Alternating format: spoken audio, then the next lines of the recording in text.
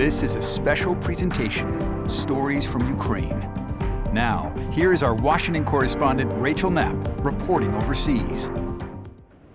Several months ago, Russia invaded Ukraine. Soon after that, we were deployed to Poland to cover the humanitarian and refugee crisis. And that is where we heard and saw firsthand stories from the refugees themselves fleeing to Poland for safety.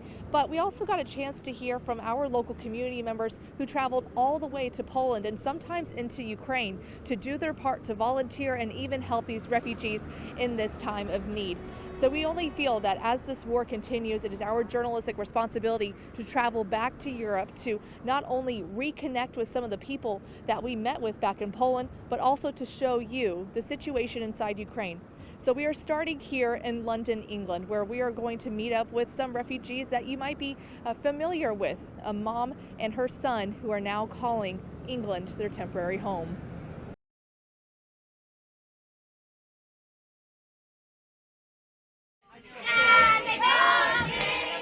In the English coastal town of Hastings, a small group of Ukrainian refugees sing and give birthday wishes to another Ukrainian refugee. That's Natalia, and you might recognize her. After the war began, we met her and her son Peter at a train station in Poland. They were on their way to England, where they are allowed to temporarily stay. When we come here, we were so lost. We didn't know what to do, where to go. And the government created a great system to help Ukrainians. We also met with the strangers who offered them a place to stay at their home here in Hastings. Well, it's been wonderful. I mean, it takes a bit of adapting and getting used to having somebody in your home. But after months of living together, they have since become more like family. We cook together every evening and we sit round at the table, which is a nice thing for all of us. I think it's a very rewarding thing to do if you can get it right. Since moving here, they've been busy. We learn English. No one from us not sitting at home. We are working, we are studying, we are doing something, and we are go together to support each other, and it's so really valued. Natalia has become somewhat of the Ukrainian point person for Hastings. I've met a lot of people like council, like members of parliament, like heads of different offices with the charities, with the churches, and everyone. And I can contact with them and ask them like what we need, what we can do, what we can get. The move has been a big change for the pair, especially for Peter.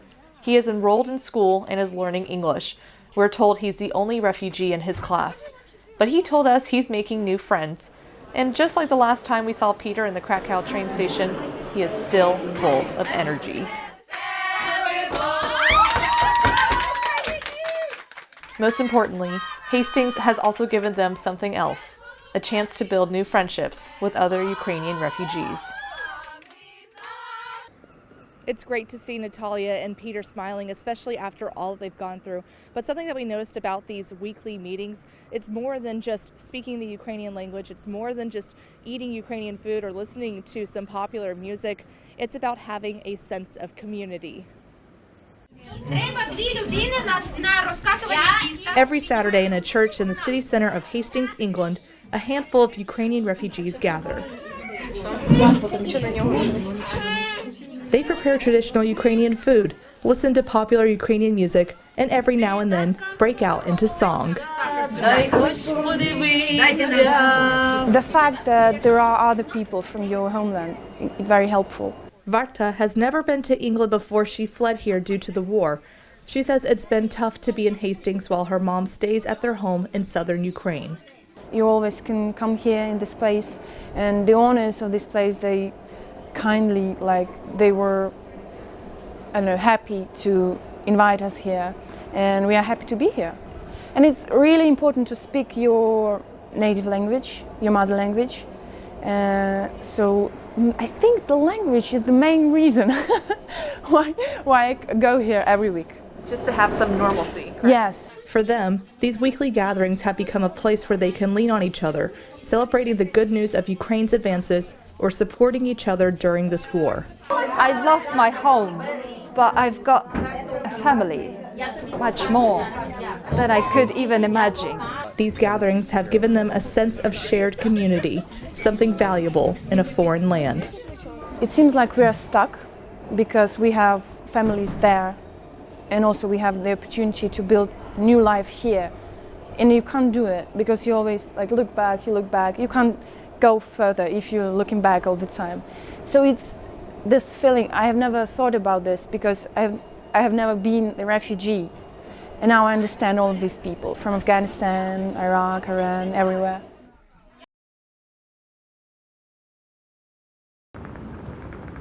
We notice back home in our communities, people are willing and ready to help those in need. And one local Erie, Pennsylvania company says that they're prepping to help Ukraine for when the war ends. In the old northern port city of Gdańsk, Poland, the Erie, Pennsylvania company Logistics Plus sets up shop. And while they're still putting in the final touches for their brand new office, they are already hard at work. The whole scope of logistics, mostly focusing on the project transportation and industrial projects. Logistics Plus just opened a new office location here for one main purpose. We expect to be a big part of the rebuilding in Ukraine at the end of the war. Gretchen Seth says this office will specialize in project and general cargoes, meaning they'll help coordinate getting stuff into Poland and out to Ukraine. This area is full of maritime traffic, and so we feel that we're ideally located to take advantage of this gateway into Poland and then across the border into Ukraine. We feel like eventually this conflict is going to end, and when it does, we want to be in a good position to be able to help right away. So any kind of cargo that you can think of, from humanitarian aid to the big project type cargo, will be coming through this office. The company already has a warehouse in Rzeszów near the Ukrainian border and an office in Katowice, which is west of Krakow.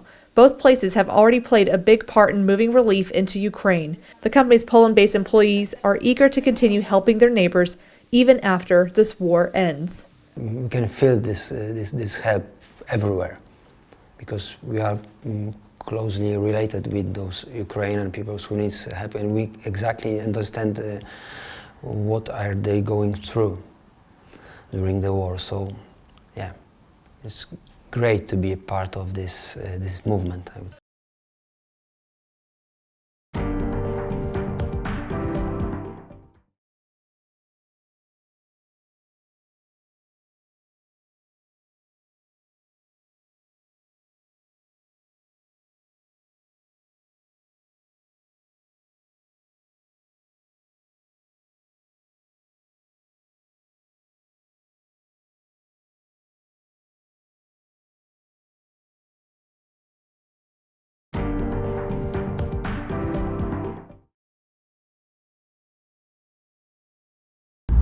It's a cold and rainy day en route to the Ukraine border crossing in Medyka, Poland. And when we got there, we were surprised about what we saw, or rather, what we didn't see. Last time we were here at this border crossing, it looked completely different. All the way on both sides down this aisle right here, just full of tents with people volunteering. When we visited this border in March, Ukrainian refugees continuously crossed into Poland. They were greeted by a variety of volunteers and organizations, helping them travel into town, get free meals, and more. But now, it feels empty. Just one day ago, Russia launched a series of missiles across Ukraine. And tensions were raised even further after NATO says a Ukraine air defense missile most likely caused an explosion in a Polish village about 2.5 hours away from here. They were safe. They were in Ukraine at the moment when the missile strike happened. This family, who lives in the middle of Ukraine, says they were in a safe place when the strike happened. And while this family left Ukraine for Germany, some Ukrainians are headed back into the country. I'm living really close to the border, and that's why I'm less stressed, but I understand that people who live maybe far from the border, they are more stressed. And they have a message for us. I'm really happy that you don't have a war and that you don't that you do not experience that. I'm really happy for you that you're safe, and I wish you this.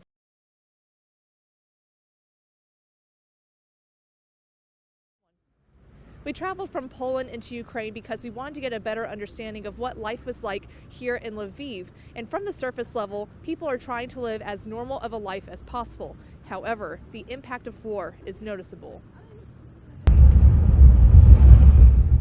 Other than just a checkpoint or two along the way, driving through the western Ukrainian city of Lviv looked just like a normal day. We saw several people play in the snow, grab groceries, and be out and about. But there were some very noticeable irregularities. I used to think that nothing can stop me from working because I'm working online actually these days, and now we're having these problems with the electricity. This English teacher says after the Russian missile strike from 2 days ago, electricity has been unreliable. Even in a restaurant we briefly popped in, diners had to eat in the dark. We haven't had it since today morning, and I'm pretty sure that it will be tomorrow the same, and I'm not sure whether it's on a regular basis or it's just a temporary situation. And even though the fighting is predominantly in eastern Ukraine, they say nowhere is truly safe. They'll still hear the air alarm sirens often, signaling people need to find a bomb shelter or a place to hide for sometimes up to 4 hours long, disrupting their work or daily lives. It's scary, especially since the recent events happened, like the day before yesterday, those tragic events. But for this family, they're temporarily calling Lviv home because it feels safer for them than Kharkiv. Comparing to Kharkiv, life in Lviv is more calm and we feel safer in Lviv. But beside the fact that, of course, now there is no electricity in the city after the recent events, but what we do, we try to be happy every day and to enjoy every day because we're happy to have each other and to feel safe, and that's what matters for us.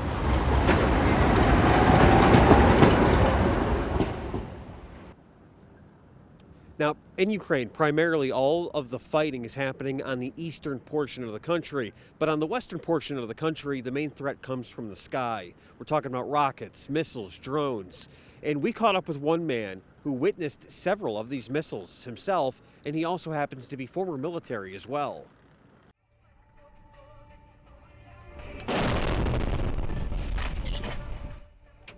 This is dashcam footage from a recent string of missile attacks across Ukraine. Lviv was one of the regions hit.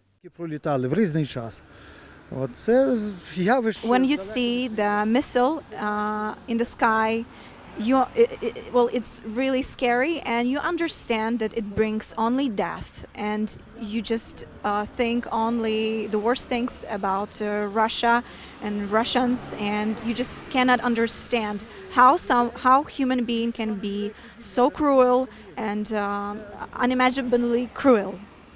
Miroslav is a former member of the army for the former Soviet Union. He explains what Russia is targeting in Ukraine and in his city of Lviv. So primarily they are hitting the infrastructure, critical infrastructure, so energy objects, plane repair plants, tank repair plants. And with utilities being targeted, electric and gas service is being disrupted all across Ukraine. For some people in Lviv, they're sandbagging first floor windows or entrances, and the city is also trying to protect another important resource. They're trying to preserve their history. But Lviv is protected by UNESCO. We have lots of Renaissance statues, a lot of Baroque statues in Lviv, so they need to be protected. So that's why we put them in such boxes, not just to protect them from damaging. When you switch the lights on in your home, you can safely expect the power to go on, but that's not quite the case for millions of Ukrainians. With the days getting colder and colder, they are getting worried that they're going to be without electricity and without heating.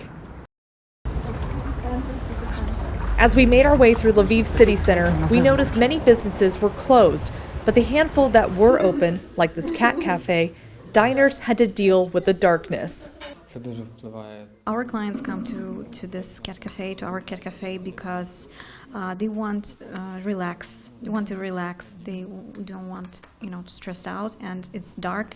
Andre is the bar manager. He says since Lviv is experiencing more Russian missile strikes recently, losing power has unfortunately become common. Now it's like usually 8 hours per day. In the past couple of days, Russia has been launching a barrage of missiles on critical infrastructure, targeting Ukraine's power supply. For example, when electricity doesn't work, we don't have our broadband, and we just nothing can connect us with their inner world. And I don't know how my parents and how my friends are.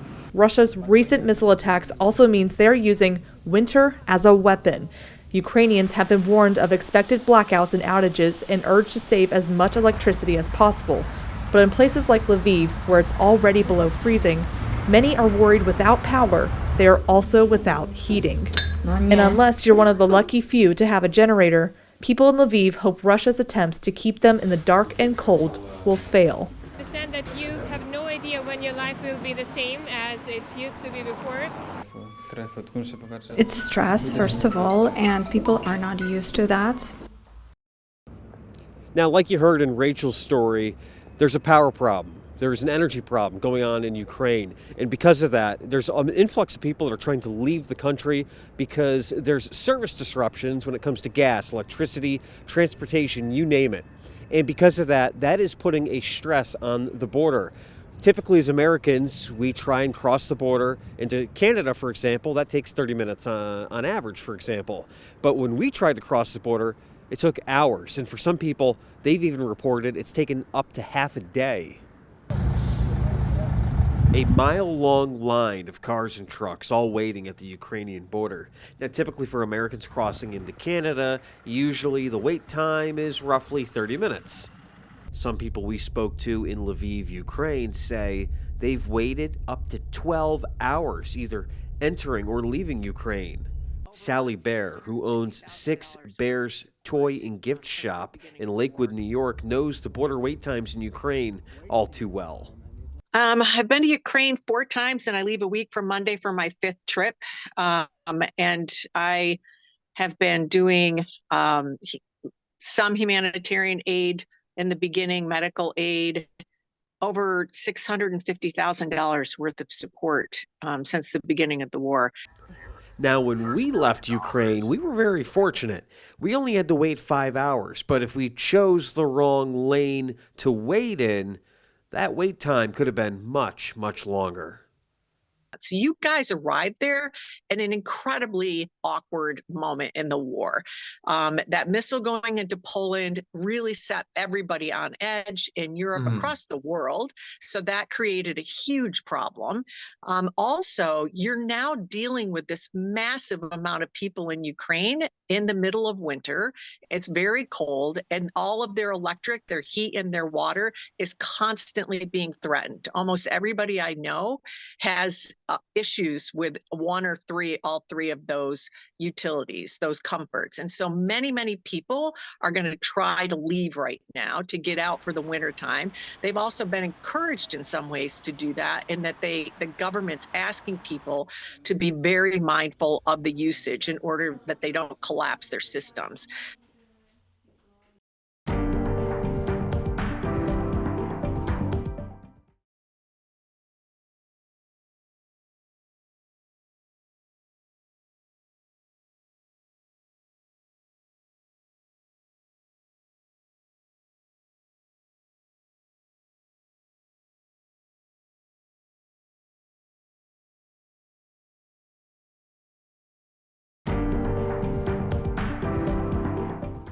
Since the outbreak of war in Ukraine, many organizations and people, they have shown just an outpouring of support and help for the people of Ukraine.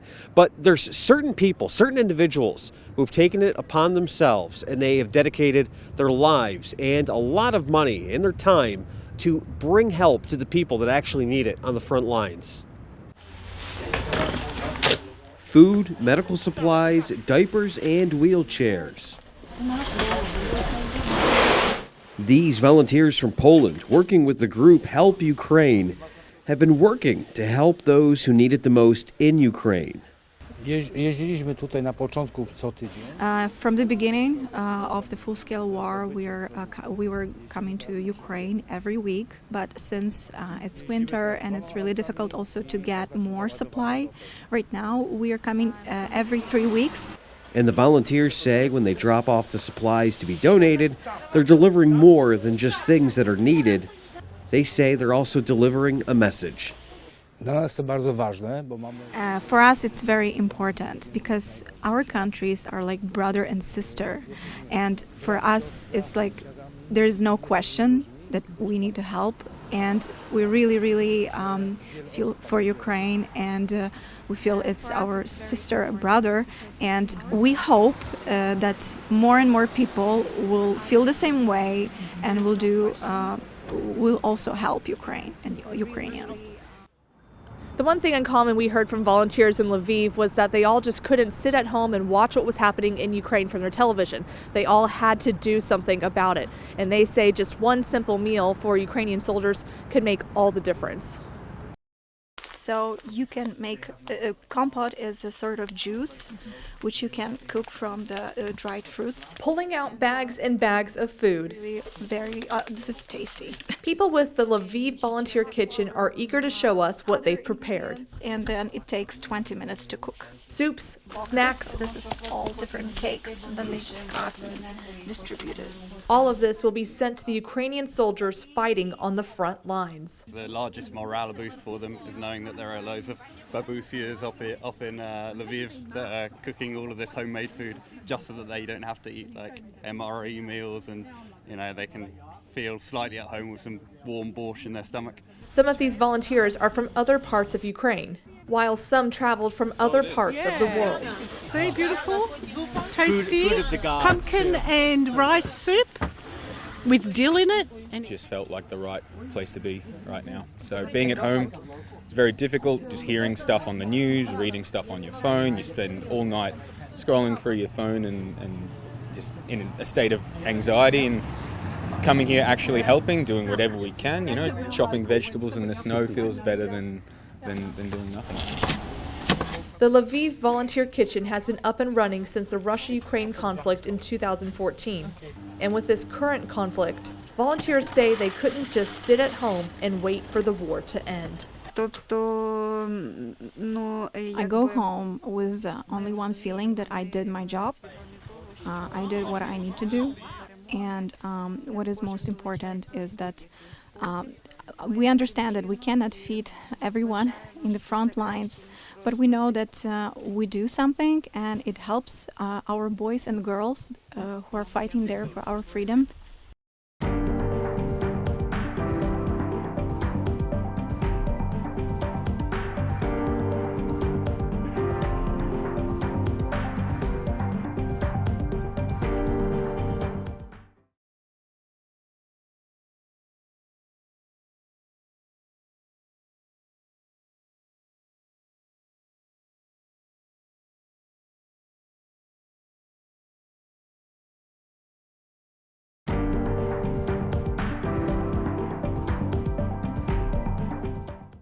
In our local communities, there are many Ukrainians living there, and they wanted us to share a message from them with the people in Ukraine, and their reaction is moving. Messages from the United States to Ukraine. Pray continuously for Ukraine's victory. These Erie, Pennsylvania area people who attend the Grace Slavic Pentecostal Church wanted to share a message with their fellow Ukrainians, and for the most part, they share how they look after each other in the States. We, as a church that is here, help our people who come from Ukraine. But most of all, they share their deep support for their fellow Ukrainians. We from Ukraine stand together with you. We believe in victory together with Ukrainians. May God bless Ukraine. We shared these video messages with people in Ukraine, and to them, the gesture was touching. We thank you very much for your support and help. This is very important for us at this difficult time. Your thoughts and prayers support us greatly, and we believe in our victory. While others have a message they want to send back to the U.S. Please support Ukraine, because it's really difficult in those tough military, those war times for us, and your support is crucial. our series, Stories from Ukraine, has come to an end. That's right, and we shared some of the dangers of war out there, people fleeing for the border, missile strikes, the lack of electricity, you name it. Yeah, but with all of that going on, we also saw a huge wave of humanitarian relief and people really volunteering and stepping up to the plate. Reporting from Europe, I'm Rachel Knapp. And I'm Nick Quatrini. Thanks for watching Stories from Ukraine.